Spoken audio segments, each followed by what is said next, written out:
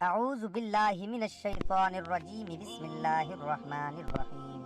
اللہ پاک کے ایک نام کا بہت ہی خاص ترین وظیفہ، یہ وظیفہ اتنا پاورفل ہے، اس وظیفے کے پڑھتے ہی اللہ پاک کے نیک اور پیارے فرشتے اس بندے کے لیے رزق مانگ لیتے ہیں۔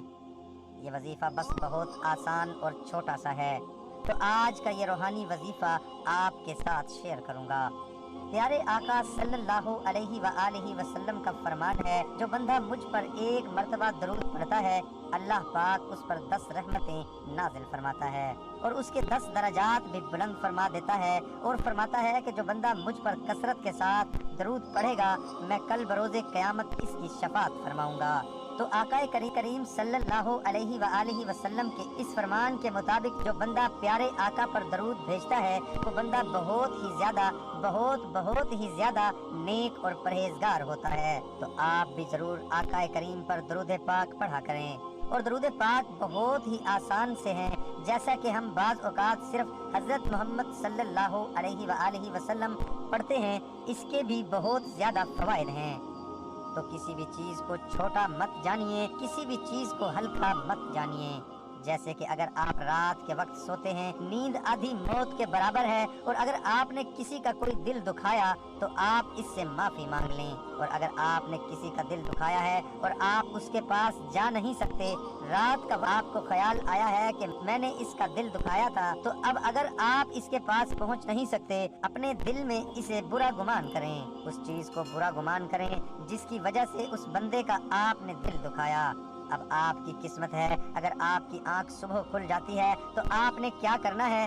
سب سے پہلے اس بندے کے ساتھ رابطے میں رہنا ہے، رابطہ کرنا ہے، اس سے معافی مانگنی ہے، کیونکہ جب بندہ کسی کا کوئی قصور کرتا ہے، کسی سے معافی کا طلبگار ہوتا ہے، لیکن اس سے معافی مانگنے سے پہلے ہی اس دنیا سے رخصت ہو جاتا ہے، تو اللہ پاک اس بندے کے حقوق تب تک معاف نہیں فرماتا جب تک وہ بندہ خود نہ معاف کر دے، کیونکہ اللہ پاک فرماتا ہے میں اپنے حقوق تو معاف فرما سکتا ہوں، لیکن اس بندے کے حقوق کبھی بھی نہیں معاف کروا سکتا جو اس بندے نے اس بندے کے ساتھ زیادتی کی۔ لہٰذا اگر آپ نے کسی کا کوئی قصور کسی سے معاف کروانا ہے تو آپ کو اس بندے سے خود اپنی غلطی معاف کروانی ہوگی۔ یہ وظیفہ اتنا پاورفل ہے کہ اس وظیفے کی برکت میں نے اپنی آنکھوں سے دیکھی ہے۔ جب کبھی کوئی حاجت درپیش ہوتی، کوئی خواہش درپیش ہوتی، یا مجھے کسی بھی چیز کی کمی کو ضرورت ہوتی، تو میں رات کو پڑھتے پڑھتے اس وظیفے کو سو جاتا ہوں۔ اللہ پاک اس وظیفے کی برکتیں مجھے بہت عطا فرماتا ہے، کیونکہ وہ غنی ہے، وہ تو بندے کو عطا فرمانے والا ہے۔ یہ وظیفہ اتنا پاورفل ہے، اس وظیفے کی برکتیں آپ اپنی آنکھوں سے دیکھیں گے۔ آپ نے کیا کرنا ہے کہ یہ چھوٹا سا عمل جو آج میں آپ کو بتانے والا ہوں، آپ نے رات کو بستر پر پڑھتے پڑھتے سو جانا ہے۔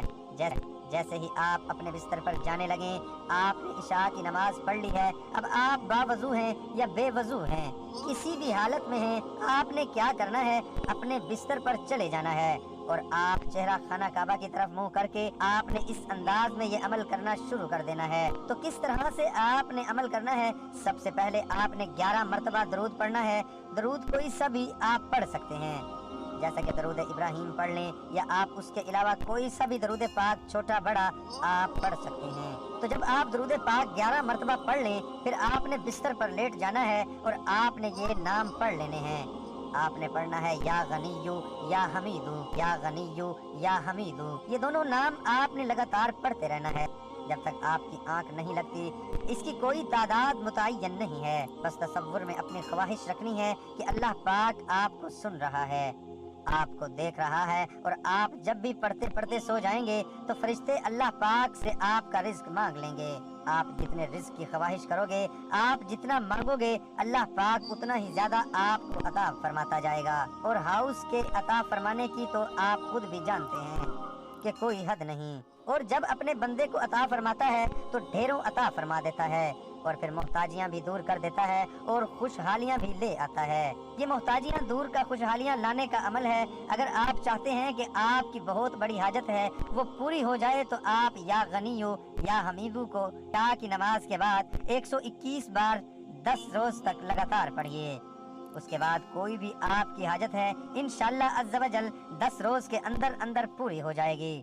محترم بھائیوں اور بہنوں، اس کے ساتھ ایک حدیث آپ کے سامنے پیش کرتا ہوں۔ حضرت ابو ہریرہ رضی اللہ عنہ سے روایت ہے کہ اللہ کے رسول صلی اللہ علیہ وآلہ وسلم نے فرمایا، یہ جبرائیل علیہ السلام ہیں جو تمہیں تمہارا دین سکھانے آئے ہیں۔ پھر جو ہی فجر طلوع ہوئی انہوں نے صبح کی نماز اور جب سورج ڈل گیا تو ظہر کی نماز پڑھائی، پھر عصر کی نماز پڑھائی۔ جب انہوں نے ہر چیز کا سایہ اس کے برابر زوال کے سائے کے علاوہ دیکھ لیا، پھر مغرب کی نماز پڑھائی۔ جو ہی سورج غروب ہوا اور روزے دار کے لیے روزہ کھولنا حلال ہو گیا، پھر عشاء کی نماز پڑھائی۔ جب رات آئی، جب رات کی سرخی غائب ہو گئی، پھر اگلے دن وہ جبرائیل علیہ السلام دوبارہ آپ صلی اللہ علیہ وآلہ وسلم کے پاس آئے اور آپ کو صبح کی نماز پڑھائی۔ جب تھوڑی سی روشنی پھیل گئی تھی، پھر آپ کو ظہر کی نماز پڑھائی۔ جب ہر چیز کا سایہ اس کے برابر ہو گیا، پھر عصر کی نماز پڑھائی۔ جب ہر چیز کا سایہ دگنا ہو گیا، پھر مغرب کی نماز کل والے وقت پر ہی پڑھائی، یعنی جب سورج غروب ہو گیا اور روزے دار کے لیے روزہ کھولنا حلال ہو گیا، پھر عشاء کی نماز پڑھائی۔